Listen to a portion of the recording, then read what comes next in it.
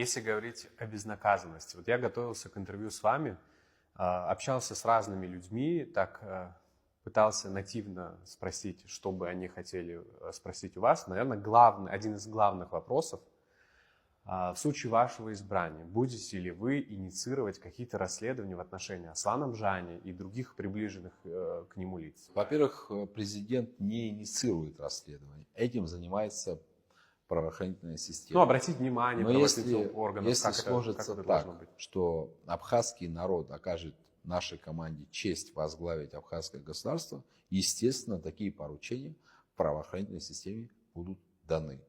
Все-таки Абхазия не может существовать вне модели справедливого общества. А все, что происходило последние 15, а то и 20 лет, нельзя назвать справедливо.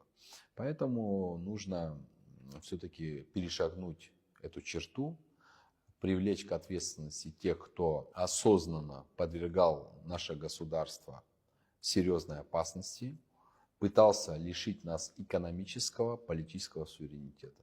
По сути, еще раз говорю, это моя субъективная оценка.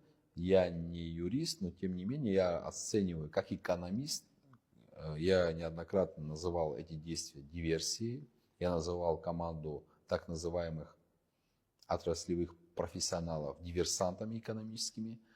Я считаю, что это действия, которые приравниваются к государственной измене.